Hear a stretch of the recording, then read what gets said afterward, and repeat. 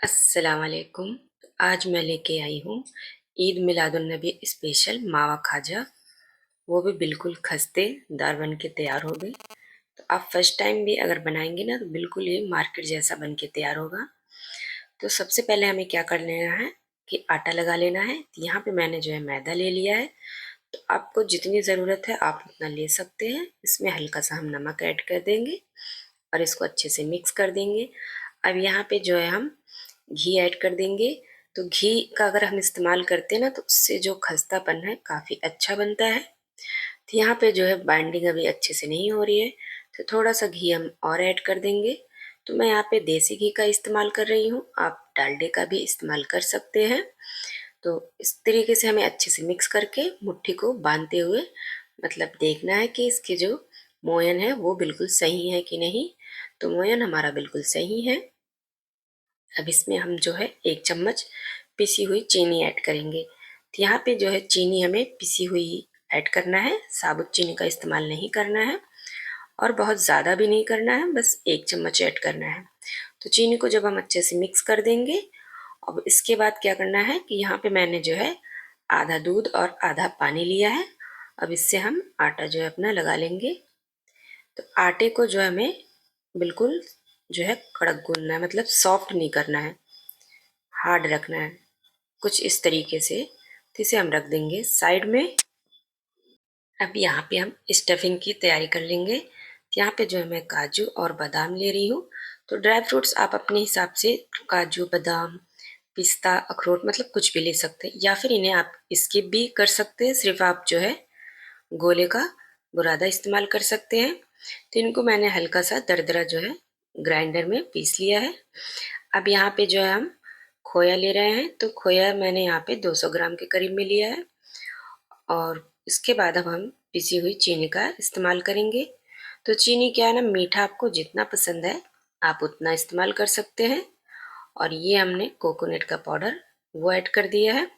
वैसे तो जो मार्केट में मिलता है ना तो उसमें सिर्फ खोया और कोकोनट का पाउडर ही होता है, मतलब और वो ड्राई फ्रूट का इस्तेमाल नहीं करते हैं।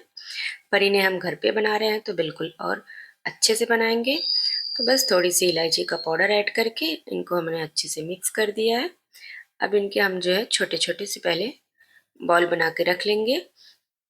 इससे क्या होता है ना, जब हम खाजे में फीलिंग करते हैं ना तो फिर काफ़ी आसानी होती है। तो यहाँ पे हमने बॉल बना के रख लिया है। अब ये हमारा आटा भी सेट हो चुका है बिल्कुल अच्छे से। तो इन्हें हम 1 मिनट के लिए इस तरीके से अच्छे से मिक्स कर देंगे, बिल्कुल चिकना कर देंगे। तो अब यहाँ पे आटे को जो हमें आधा पोर्शन अलग कर देना है। अब यहाँ पे मैं इनको जो है कलर इस्तेमाल करूँगी। आप चाहे तो कलर स्किप भी कर सकते हैं, पर वो देखने में काफ़ी ज़्यादा अच्छा लगता है। बिल्कुल हम मार्केट जैसा बना रहे हैं तो थोड़ा हमें बस इस तरीके से कर लेना है। तो बाकी की भी लोइयाँ हमने 3 भागों में कर लिए हैं। अब इनको हम रख देंगे साइड में। अब यहाँ पे हम जो है कलर ऐड कर देंगे। तो मैंने यहाँ पे येलो कलर लिया है और ग्रीन कलर, और यहाँ पे जो हमने ऑरेंज कलर लिया है। तो अब एक पोर्शन को इस तरीके से हम उठाएंगे और हल्का सा पानी का ड्रॉप डाल देंगे, क्योंकि ये ड्राई वाले कलर है। अगर आपके पास लिक्विड कलर है तो उससे आपको पानी भी डालने की ज़रूरत नहीं है। बस कलर को हमें अच्छे से मिक्स कर देना है। सेम इसी तरीके से सारे बॉल को हमने मिक्स कर दिया है। तो अब यहाँ पे मैंने जो है देसी घी लिया है। इनको हल्का सा मैंने जो है मेल्ट कर दिया था, क्योंकि अभी क्या है ना घी जमने लगे हैं। अब इसमें हम मैदा ऐड करके इसका एक साटा तैयार करेंगे। तो अच्छे से यहाँ पे हमें मिक्स कर देना इस तरीके से, मतलब बिल्कुल ऐसे ही हमें रखना है इसका थिकनेस जो है। तो अब इसको हम रख देंगे साइड में। और यहाँ पे हम जो है इस तरीके से पहले इनको अच्छे से लोइयाँ बना लेंगे। और यहाँ पे इन्हें हमें बिल्कुल पतला सा बेल लेना है, मतलब जैसे रोटी होती है ना उससे भी पतला हमें बेलना है। तो बस इनको आपको ना ही आटा लगाने की ज़रूरत है और ना ही यहाँ पे आपको तेल लगाने की ज़रूरत है, क्योंकि जब आटा हमारा बिल्कुल अच्छे से सेट है, हमने मोयम अच्छे से दिया था, तो इसमें आपको कुछ भी लगाने की ज़रूरत नहीं है। बिल्कुल आपको इनको पतला सा बेल लेना है इस तरीके से। और अगर आप जैसे कलर नहीं डालना चाहते हैं तो आप कलर स्किप कर सकते हैं। बाकी आप इसी तरीके से रोटियां अलग अलग से बेल लीजिए, 5-6 मतलब जो भी जितनी आपको लेयर बनानी है आप उतने अलग से बेल लीजिए। बस उस तरीके से भी आप कर सकते हैं। बस क्या है ना, कलर से थोड़ा ये ज़्यादा देखने में अट्रैक्टिव लगता है। तो इस तरीके से हमें क्या है, इनको बना लेना है। तो अब एक यहाँ पे मैंने जो है वाइट वाली शीट ले लिया है।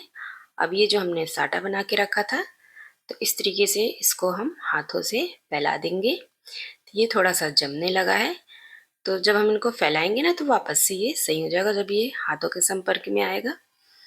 तो अच्छे से यहाँ पे हमें जो है इसकी लेयरिंग कर लेनी है चारों तरफ से, नहीं तो फिर क्या ना जो है खाजे में हमारी लेयरिंग अच्छे से दिखेगी नहीं।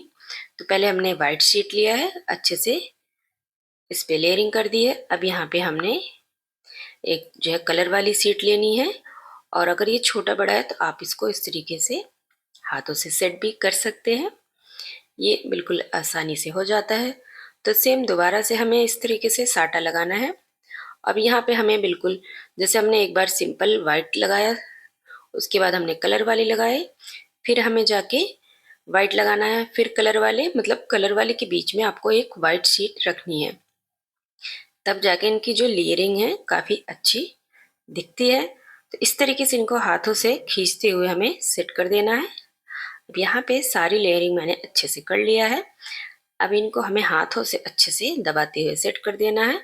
और यहाँ पे आपने पीछे की तरफ देखना, इस तरीके से जो मतलब आपको छोटा बड़ा दिखेगा, तो इनको हम हाथों से इस तरीके से अच्छे से सेट कर देंगे।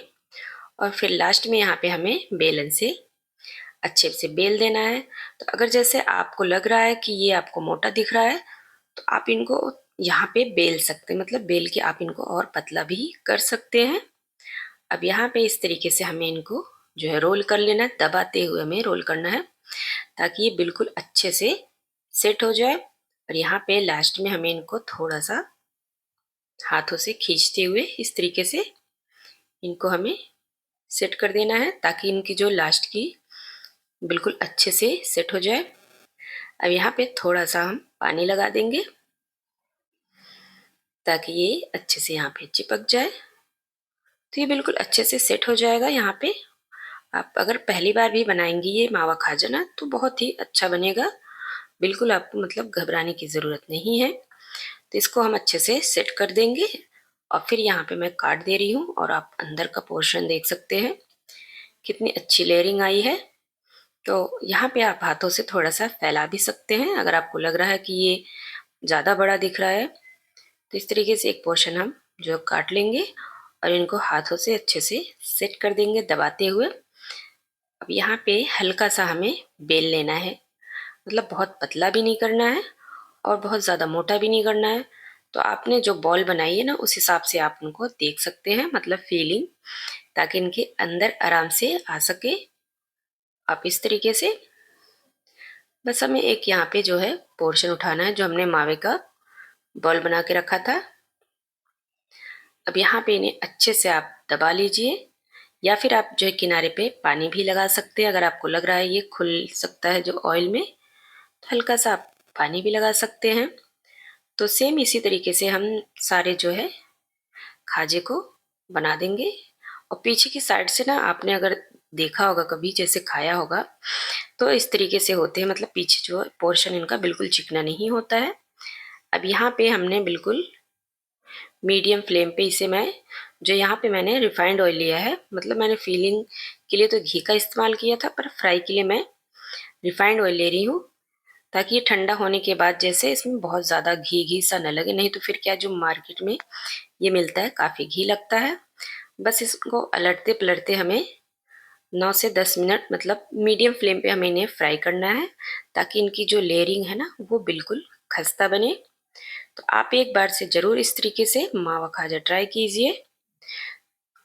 और अगर आपको मेरी रेसिपी पसंद आई है और आप मेरे चैनल पे नए हैं तो प्लीज़ प्लीज़ मेरी वीडियो को लाइक शेयर सब्सक्राइब कीजिए और बेल आइकन को दबाना ना भूलिए।